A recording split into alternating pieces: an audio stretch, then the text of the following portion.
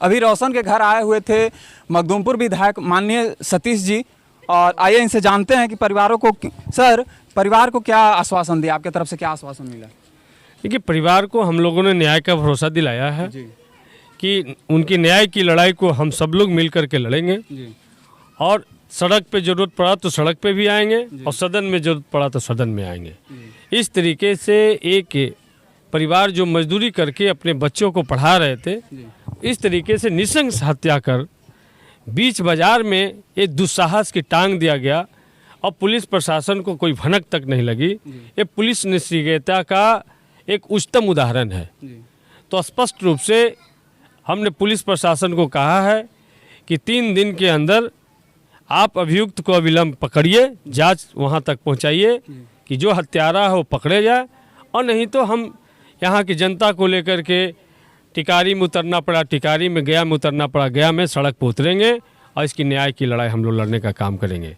दूसरा, ये अनुसूचित जाति के वर्ग से आते हैं, तो अनुसूचित जाति के लिए जो 8 लाख जो राशि है वो उनको मिलना चाहिए अविलंब।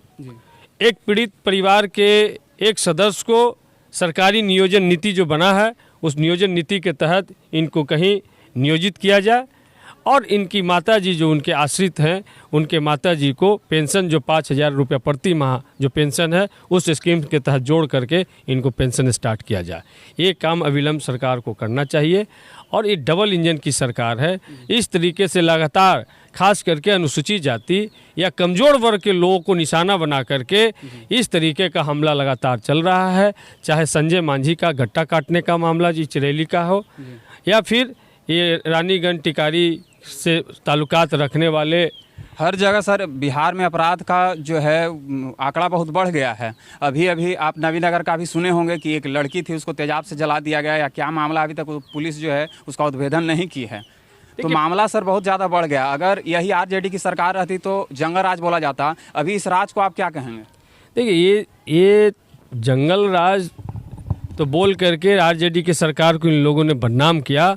असल में जालिम राज चल रहा है, जहाँ पे इस तरीके से घटना को अंजाम दिया जा रहा है कि सामने वाला का रूह कांप जाए। अब तेजाब फेंक देना, तेजाब से छिड़क करके हत्या कर देना, और सरकार गहरी नींद में सोई हुई है। अपराधियों का मनोबल सर एकदम आसमान में है। एकदम सरकार जो है, और जनता ने इस बार भी उनको समर्थन दिया है। बिहार के समर्थन से उनकी सरकार चल रही है, लेकिन बिहार के बारे में तनिक भी कोई चिंता नहीं है। सिर्फ यहाँ का पुलिस प्रशासन बालू वाला को और दारू वाला को खोजने में व्यस्त है, और बाकी अपराधी मस्त है। दारू भी तो नहीं है बंद है सर। अभी जस्ट कुर्था में सर एक व्यक्ति का दारू से जहरीली शराब पीने के कारण मौत हो गया था सर।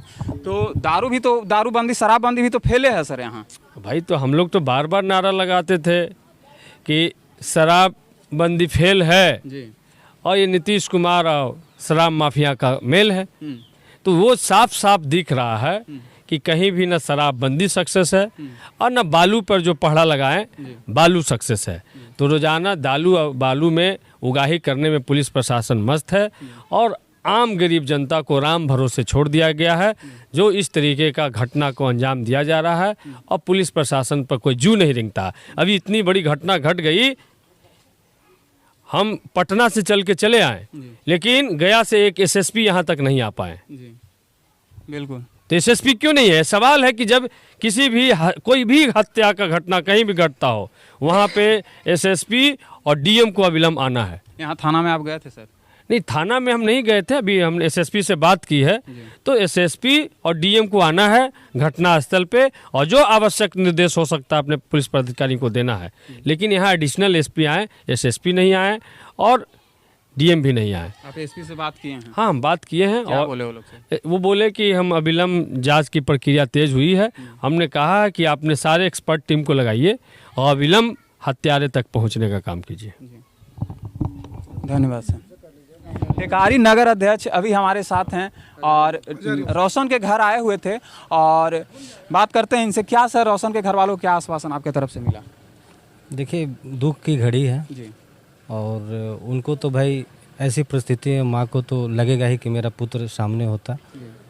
तो उनको आश्वासन जितना भी दे दे, अगर पूरी दुनिया की खुशी भी ला कर दे दे, तो उनको पुत्र तो नहीं लौटाया जा सकता है।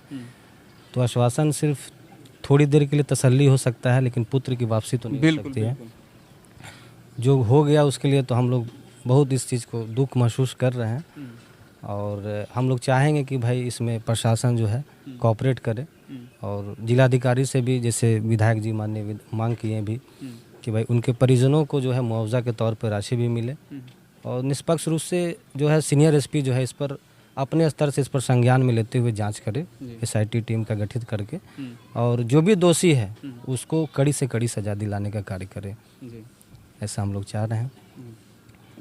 बिल्कुल। और सर यहाँ क्राइम जो है एकदम बीच बाज़ार, टेकारी एकदम बीच बाज़ार में हुआ है। करीब लगता है कि थाना भी वहाँ से 500 मीटर के लमसम 500 मीटर होगा वहाँ से। तो इतना बीच बाज़ार में मतलब अपराधी का इतना मनोबल आसमान में है कि बीच बाज़ार में घटना इस तरह से होना, इस पे आप क्या बोलेंगे सर? देखिए, ये तो लगातार अपराध तो बढ़ता ही रह रहा है, जी। ये तो हम भी देख रहे हैं, और बहुत दुख की बात है कि हमारे टिकारी में इस तरह के अपराध जो है लगातार बढ़ रही है। और हम लोग भी प्रयास कर रहे हैं कि सीसीटीवी फुटेज जो है नगर में बढ़े लगे, ताकि अपराधी जो है थोड़ा कंट्रोल करे अपराध को लेकर के, और वो पकड़े जाए आसानी से, पुलिस प्रशासन को भी कोऑपरेट मिले। लेकिन अपराधी जो है एकदम बेधड़क जो है हर जगह पे जो है कांड किए जा रहा है। इस चीज़ का बड़ा दुख है कि प्रशासन इस पे जो है हाथ पे हाथ धरे रह रही है, और हम लोग चाहेंगे भाई कि प्रशासन जो है ईमानदारी के साथ काम करे, और जो दोषी है उसको कम से कम कड़ी से कड़ी सजा दिलाने का कार्य करे। धन्यवाद सर।